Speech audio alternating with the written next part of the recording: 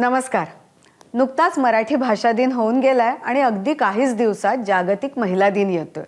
या दोन्ही दिवसांच्या निमित्तानं काही वैशिष्ट्यपूर्ण पुस्तकं घेऊन आजचं आपलं आनंदाचं पान साजरं करणार आहोत.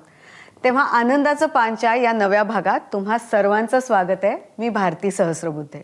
खरं तर अनेक साहित्यप्रेमींना आणि अर्थात क्रीडाप्रेमींना मुंबईतलं साहित्य सहवास हे नाव नक्की माहिती असणार. विंदा, गाडगीळ, राजाध्यक्ष अशा कितीतरी नामवंत साहित्यिकांचा हा पत्ता आणि अर्थात आपला सर्वांचा लाडका सचिन तेंडुलकर जिथे लहानाचा मोठा झाला ते साहित्य सहवास. त्याच साहित्य सहवासात नामवंत साहित्यिकांच्या घरी काम करणाऱ्या कोंडाबाई ज्यांनी या लेखकांकडनं प्रेरणा घेऊन आपल्या मुलांना शिकवलं आणि साहित्य सहवासातच घर घेतलं, त्याची ही गोष्ट म्हणजे आजचं पुस्तक मुक्काम पोस्ट 10 फुलराणी. याचे लेखक आणि कोंडाबाईंचे पुत्र सिद्धार्थ पारधे यांच्याशी आज आपण गप्पा मारणार आहोत. सिद्धार्थजी, आनंदाचं पानमध्ये स्वागत आहे तुमचं. खरं तर मी हे पुस्तक वाचलंय, त्यातल्या खूप गोष्टी, खूप किस्से आहेत जे तुमच्याकडनं ऐकून घ्यायचे. मात्र सगळ्यात आधी आपले जे प्रेक्षक आहेत, वाचक आहेत, त्यांना या पुस्तकाविषयी तुम्ही काय सांगाल? हे पुस्तक माझ्या आईने साहित्य सहवास जी कॉलनी आहे लेखकांची बांद्रा पूर्वला मुंबईला, तर त्या सोसायटीमध्ये माझी आई आणि आई बाबा दोघंही इथे आम्ही कामाला होतो, आमचं अख्खं कुटुंब. आणि आई या लेखकांच्या घरामध्ये धुंडीमांडी करायची आणि सगळे घरकामं करायची. माझे बाबा देखील इथे वॉचमॅन, माळीकाम, घरकाम सगळी कामं माझ्या आईबाबांनी केली. म्हणजे ही कॉलनी बांधकाम सुरू होण्यापासनं माझ्या आईबाबांनी इथे कामं केलेली आहेत. अगदी खाडी भरल्यापासनं ते इकडची बिगारी कामं, लेबर, कडिया काम, माळी काम, सुतारकाम. आणि आई इकडे मोलकरीण म्हणून या साहित्य सहवासमध्ये सगळ्या लेखकांच्या घरामध्ये तेव्हा ठाऊक नव्हतं की एवढे मोठे लेखक या कॉलनीत राहायला येत आहेत. तर त्यांच्यामध्ये राहून आम्हाला शिकवलं या कॉलनीतल्या बायकांनी. मला तिच्या म्हणजे कोंडाबाईच्या मुलांना, मला, माझ्या भावाला रमेश पारधे, माझी बहीण भिकू आणि कमल, हे या सगळ्यांना शाळेत टाकलं. तर ह्या कॉलनी साहित्य सहवास कॉलनीमध्ये आम्ही वाढलो. आणि मुक्काम पोस्ट 10 फुलराणी हे पुस्तक आईचं आत्मकथन साहित्य सहवासने तिला कसं घडवलं या तिचं ते सगळं कथन आहे. सिद्धार्थजी, खरं तर ते पुस्तक वाचल्यावर म्हणजे जे वाचक असतात त्यांना साधारणपणे पुस्तकाच्या सुरुवातीला लेखकांचा पत्ता वाचायची सवय असते. तिथे साहित्य सहवास खूप लेखकांच्या चा जो पत्ता आहे तो आपण वाचलेला असतो. मात्र त्या साहित्य सहवासात तुम्हाला स्वतःला घर घेता आलं. तर त्या घराविषयी पण थोडंसं आणखीन सांगा, कारण ते मी जे पुस्तकात वाचलंय ते स्वतः रंगकर्मी सत्यदेव दुबे यांचं घर आहे. तर त्याविषयी पण तो किस्सा आणि ती माहिती ऐकायला आवडेल. तसं तर आमचं कुटुंब 60-62च्या काळामध्ये या साहित्य सहवासमध्ये जेव्हा आलं तेव्हा आईबाबांनी सगळी जी कामं केली, तर प्रत्येक इमारत जशी घडत गेली, जशी ती वाढत गेली, त्या प्रत्येक फ्लॅटमध्ये आमची झोपडी राहिलेली आहे. म्हणजे झपूर्झा नावाची बिल्डिंग आहे, तिथे वपू काळे होते. प्रत्येक फ्लॅटमध्ये जशा बिल्डिंगी तयार होत गेल्या तशा आमची झोपडी सरकत गेली. आणि ह्या 84 फ्लॅटमध्ये प्रत्येक फ्लॅटमध्ये जसा एक फ्लॅट तयार झालं की आमचं मग झोपडं दुसऱ्या फ्लॅटमध्ये विटांचं बांधकाम चालू असताना तिकडे सरकायचं. तर ह्या 84 फ्लॅटमध्ये आम्ही तसे राहिलेलो आहोत. आणि आज इथे मी ज्या घरातनं बोलतो आहे, हा फ्लॅट जो आहे 10 फुलराणी, हा फ्लॅट पंडित सत्यदेव दुबे साहेबांचा होता. आणि ते गेल्यानंतर तो फ्लॅट त्यांनी त्यांच्या टाटा थिएटरच्या 4 विद्यार्थ्यांना एक्झिक्युटर नेमलं होतं. आणि त्यांनी हा फ्लॅट लिलावात काढला आणि मी तो घेतला. आणि तो मी घेतल्यानंतर हा फ्लॅट माझ्यासाठी एवढा पवित्र आहे की आज ह्या समोरच्या तुमच्या समोर जे ह्यासमोर भिंती ज्या दिसता आहेत, या भिंतींचे जर मी हा रंग ओरबडून काढला तर इथे आमची चूल होती काही एकेकाळी, आणि ह्या चुलीचं काजळ देखील या भिंतींना अजून असेल. तर पंडित सत्यदेव दुबे साहेब अगदी साधे आणि अगदी साधे आणि सोपे राहायचे. म्हणजे त्यांनी बिल्डरकडनं घेतल्यानंतर या फ्लॅटला काहीही चेंज केलं नाही. जसा त्यांना बिल्डरने दिला तसाच तो फ्लॅट होता. तर ह्या ज्या फरशा आहेत, हे दारं खिडकी आहेत, हे कॉलम आहेत, हे बीम आहेत, हे सगळे माझ्या आईबाबांनी भरलेले आहेत. आणि हा फ्लॅट मी जेव्हा विकत घेतला तेव्हा मला ह्या सगळ्या भिंती, ह्या सगळे दारं खिडके माझ्याशी बोलतायत की कसे माझे आईबाबा ह्या फ्लॅटमध्ये राबत होते. आईला जेव्हा ह्या फ्लॅटची चावी दिली की ज्या साहित्य सहवासमध्ये तू लोकांची भांडी घातलीस, ज्या घरामध्ये तू राबलीस, आज तिथेच तुझ्या मुलांनी तुझ्यासाठी हा फ्लॅट विकत घेतलेला आहे. तर आईच्या डोळ्यामध्ये ते जे अश्रू होते ते अजूनही, आज माझी आई नाही आहे, 1 वर्ष झाली ती गेली, परंतु जाण्याच्या अगोदर ती इथे राहून गेलेली आहे. आणि हा फ्लॅट जेव्हा ह्या फ्लॅटची चावी मी तिला दिली तर मला असं वाटतं की आईचं थोडंफार जे काय फेडता येईल ते थोडंसं फेडण्याचे प्रयत्न केले आहेत मी. तुमच्या आई खरं तर त्यांना शाळेत जायला मिळालं नव्हतं, पण ह्या सगळ्या मोठमोठ्या लेखकांकडे म्हणजे कधी कोणाला साहित्य संमेलनाचं अध्यक्षपद मिळायचं, कधी कोणाला खूप मोठा पुरस्कार, आणि या म्हणायच्या की यांचे खूपदा पहिले नंबर येतात म्हणून यांना भेटायला लोक येतात. तोही अशाच पद्धतीने खूप वाचायला आवडलेला किस्सा आहे. तर त्यातलं सांगा नवीनदांबद्दलचं. आई विजयाबाई राजाध्यक्षांकडे काम करायची. तर एकदा काय झालं की सुभाष भेंडे साहेब साहित्य संमेलनाचे अध्यक्ष झाले. आणि आमच्या साहित्य सहवासमध्ये ना बहुतेक साहित्यिक कोणत्या ना कोणत्या वर्षी तरी साहित्य संमेलनाचे अध्यक्ष झालेलेच आहेत. तर हो, तर एकदा सुभाष भेंडे साहेबांकडे सकाळी 7 वाजता लोकांची रीघ लागली आणि गाड्या भरभरून पुष्पगुच्छ आणि लोक सगळे चॅनेलवाले आणि सगळ्या यायला लागले. तर आईने विजयाबाईंना विचारलं की अहो काय सुभाष भेंडे साहेबांकडे काही झालं आहे का, त्यांच्याकडे खूप लोक येत आहेत आणि खूप फुलं घेऊन लोक येत आहेत. तर आईला आता साहित्य संमेलनाचे अध्यक्ष हे कसं सांगणार ना विजयाबाई. तर तिथे बाजूलाच राजा त्यांचे भाई होते, राजाध्यक्ष साहेब होते, त्यांनी आईला सांगितलं की कोंडाबाई की ते भेंडे साहेब आहेत ना, ते पहिले आले आहेत शिक्षणामध्ये, म्हणून लोक त्यांना अभिनंदन करायला लोक येत आहेत. तर आईला ते फार हे कौतुकास्पद वाटलं. जे लेखक इथे राहून गेले ते म्हणजे त्यांची नावं आज अजूनही आमच्या खाली इमारतीच्या पटलावर आहेत. ती म्हणजे अनंत काणेकर, दिनकर साखरीकर, वपू काळे, राज्याध्यक्ष गंगाधर गाडगे, के.जे. पुरोहित, ही सगळी मोठी माणसं, तेंडुलकर, सत्यदेव दुबे, इथे विंदा करंदीकर, बांदेवडेकर, ही सगळी दिग्गज मंडळी इथे राहिलेली आहेत. शांता शेळकेबाई आमच्या समोरच्याच इथे राहायच्या, त्यानंतर पुण्याला गेल्या. तर अशा हिरवळीमध्ये आम्ही वाढलेलो आहोत. आणि एक किस्सा तुम्हाला सांगतो की मी वपू काळे साहेबांनी मला शाळेत टाकला आणि ती म्युन्सिपाल्टीची शाळा 7वीपर्यंतच होती. तर त्याच्यानंतर मग मला न्यू इंग्लिश स्कूल बाजूलाच लोटलीकर साहेबांची शाळा, आता लोटलीकर साहेब पण आमच्या बाजूलाच इथेच राहतात, सतीश लोटलीकर, त्यांचे चिरंजीव.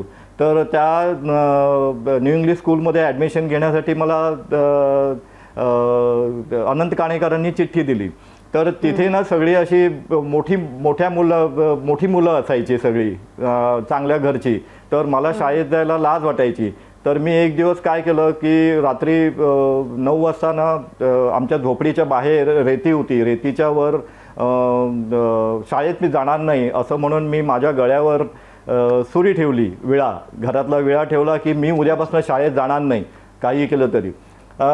तिने बघितलं आणि जळतं कोलीत घेऊन आली आणि मला जे सपासप मारायला लागली आणि माझ्या हातातली विळी उचलली आणि माझ्या गळ्यावर ठेवली आणि म्हणाली की तू कशाला चिरतोस, तुझा गळा मीच चिरते आणि जाते फासावर, तू शाळेत कसा जात नाहीस बघतेच मी. आणि दुसऱ्या दिवसापासून मी शाळेत जायला लागलो.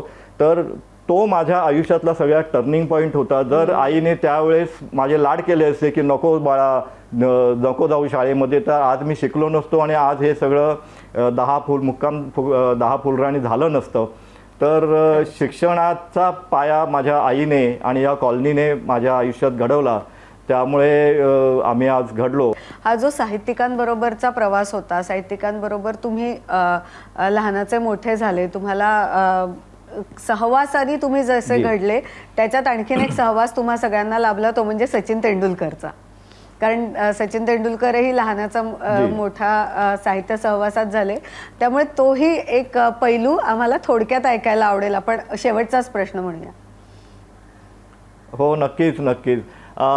किस्सा असा आहे की माझा भाऊ रमेश हा सचिनचं कुटुंब मला वाटतं 70 साली इथे साहित्य समाजमध्ये उषकाल बिल्डिंग 4थ्या मजल्यावर राहायला आलं.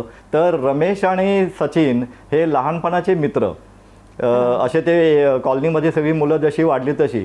तर सचिन जेव्हा आमचा तो सचू म्हणजे सचिन जेव्हा तो क्रिकेट खेळायला लागला तेव्हा रमेश त्याच्याबरोबर त्याच्या शाळेमध्ये आणि त्याच्या मैदानामध्ये त्याची बॅग घेऊन त्याच्याबरोबर जायचा नेहमी. आणि त्याचे छोटे छोटे रन्सचे कटिंग, पेपरात आलेले कटिंग्स रमेश जपून ठेवायला लागला. झालं काय की हे दोघंही मुलं वाढत गेली आणि जे एक दिवस असा आला की जेव्हा सचिन तेंडुलकर झाला म्हणजे जगासाठी, तेव्हा भाऊंनी म्हणजे सचिनच्या बाबांनी रमेशला विचारलं, मला बोलवून घेतलं की सचिनचा आता व्याप वाढतोय आणि आम्हाला एक आमच्या विश्वासातला माणूस सचिनचा घरातला PA म्हणून हवा आहे, तर तू रमेश आम्हाला देऊन टाक सचिनचा PA म्हटल्यानंतर. तर घरातल्या सगळ्यांनी म्हणजे मावशींनी, नंतर अजित, नितीन, सविता हे सगळे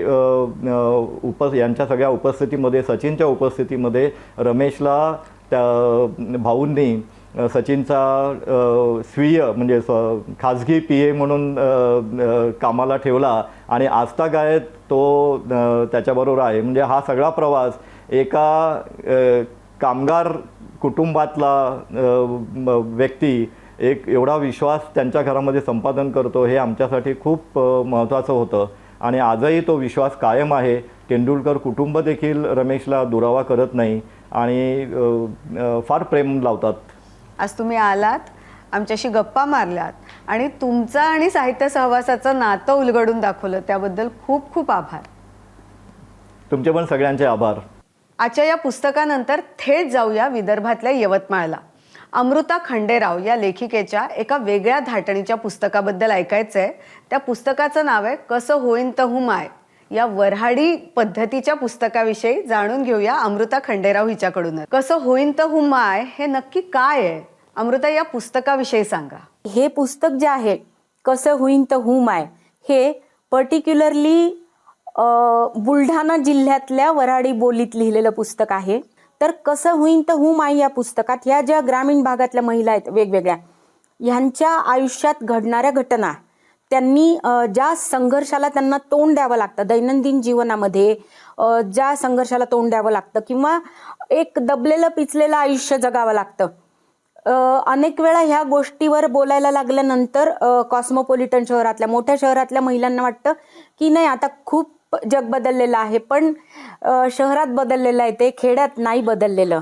खेड्यात ती उलट आता कसं झालंय की जी प्रसार माध्यमं आहेत तर ती सगळीच काही गरीब महिलांच्या हातात नसतात, पण TV आहे समजा, तर TV बघितल्यानंतर ती बाई एक वेगळं चकचकीत विश्व रोज बघते समोर, ग्रामीण भागातली आमची महिला. आणि तिच्या आयुष्याशी जेव्हा ती ते कम्पेअर करते त्यावेळेस त्याचा कुठेच ताळमेळ बसत नाही. त्यांचा आनंद कशात आहे की आज खूप लवकर काड्या मिळाल्या किंवा टँकरवाला आला उन्हाळ्यात आणि त्यांनी आम्हाला आज दोन ड्रमभर पाणी दिलं, घ्या भरपूर, म्हणजे जास्त दारात आणून पाणी दिलं. असले छोटे छोटे त्यांचे आनंद आहेत. आणि काही म्हणजे खूप चांगलं भरपूर जेवायला मिळालं एखाद्या दिवशी की पहिल्याच पंक्तीचा मान त्यांना मिळाला. तर इतके छोटे आनंद आहेत त्यांचे. आणि त्यातही मजा अशी आहे की हे सगळं जी पार्श्वभूमी आहे ग्रामीण, ही जी सगळी दुःख आहे, दारिद्र्य आहे, उपेक्षा आहे, अपमान आहे, याच्यातून पण त्या एकमेकीच्या हातात हात घालून आपल्या मैत्रिणींच्या सोबत गावातल्या गप्पा मारून आपल्या आयुष्यामध्ये काहीतरी आनंद निर्माण करायचा प्रयत्न करतात. छोटे छोटे निखळ आनंद असतात ते. तर हे आनंद या पुस्तकात आहेत की कशा पद्धतीने ह्या महिला आपलं आयुष्य जगतायत.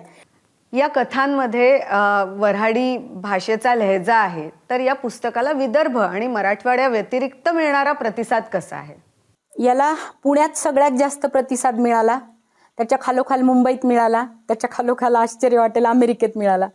परदेशातल्या लोकांनी पण खूप घेतलं. म्हणजे ज्या दिवशी हे पुस्तक ॲमेझॉनला टाकलं पहिल्या दिवशी बुकिंगला, त्या दिवशी अर्ध्या तासात सगळी पुस्तकं संपली होती आणि जे प्रचंड फोन सुरू झाले की आम्हाला पुस्तक घ्यायचं आहे, तेच तिथे दाखवायला लागलं की ते अनअवेलेबल म्हणून. आणि विदर्भातला प्रतिसाद कमी आहे, मराठवाड्यातला प्रतिसाद कमी आहे, पण पुण्या मुंबईतला प्रतिसाद इतका मोठा आहे की 1000 कॉपीज तर अगदी म्हणजे 15 दिवसात संपल्या. त्याच्यानंतर दुसरी आवृत्ती पण वेगाने संपत आहे.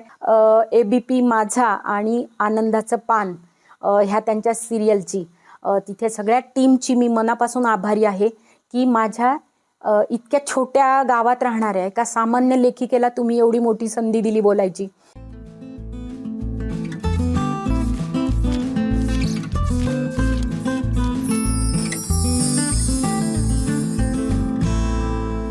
आता आजची वाचक प्रिय पुस्तकं कोणती त्याबद्दल सांगतात आहेत अक्षरधाराच्या संचालिका रसिका राठीवडेकर. नमस्कार, मी रसिका राठीवडेकर, अक्षरधारा बुक गॅलरी पुणे. आज आपण या आठवड्यातील टॉप 5 पुस्तकं पाहणार आहोत. तर पहिलं पुस्तक आहे धर्म. अश्वत्थामा, एकलव्य आणि धर्म हे तिघेही धर्माच्या शोधासाठी निघाले होते आणि त्यांचा हा आगळा वेगळा प्रवास धर्म या पुस्तकामध्ये समर यांनी मांडलेला आहे. समर प्रकाशन यांनी हे पुस्तक प्रकाशित केलेलं आहे. दुसरं पुस्तक आहे शिवाजी सावंत लिखित छावा. खरं तर ह्या पुस्तकाला पहिल्यापासूनच अतिशय मागणी होती, पण सध्या बहुचर्चित असलेला छावा या चित्रपटामुळे या पुस्तकाला वाचकांनी उदंड प्रतिसाद दिलेला आहे. संभाजी महाराजांवरची ही कादंबरी शिवाजी सावंत यांनी लिहिलेली असून मेहता पब्लिशिंग हाऊसनी नवीन कव्हरमध्ये हे पुस्तक बाजारामध्ये उपलब्ध करून दिलेलं आहे. तिसरं पुस्तक आहे नेक्सस. अश्मयुगापासून ते आर्टिफिशियल इंटेलिजन्सपर्यंतचा हा प्रवास युवाल नोआ हेरारी यांनी या पुस्तकामध्ये दिलेला आहे. प्रणव सखदेव यांनी या पुस्तकाचा अनुवाद केलेला असून मधुश्री प्रकाशननी हे पुस्तक प्रकाशित केलेलं आहे. चौथं पुस्तक आहे सकल जनवादी छत्रपती शिवराय. छत्रपती शिवरायांचा खरा इतिहास जाणून घ्यायचा असेल तर सर्वांनी हे पुस्तक नक्कीच वाचलं पाहिजे. पवार यांनी हे पुस्तक लिहिलेलं असून सकाळ प्रकाशननी हे पुस्तक प्रकाशित केलेलं आहे. यानंतरचं 5वं पुस्तक आहे अंत अस्ति आणि प्रारंभ. या पुस्तकामध्ये आपण बघितलं तर आपण गुलामी नाकारून स्वतःचं राज्य कसं जगायचं. आपल्याला काही वेळेला असं होतं की सगळं संपलेलं आहे असं वाटत असतानाच थोड्या मोठ्यांचे आशीर्वाद, विचार आपल्याला उभारी देऊन जातात. तर हे शिकवणारं हे पुस्तक वैभव ठुसे यांनी हे पुस्तक लिहिलेलं आहे. तर ही होती या आठवड्यातील टॉप 5 पुस्तकं. ही सर्व पुस्तकं तुम्ही अक्षरधारा बुक गॅलरी किंवा अक्षरधाराची साईट www.akshardhara.com या साईटवरूनही खरेदी करू शकता. धन्यवाद. पुन्हा पुढच्या आठवड्यात भेटूच. धन्यवाद.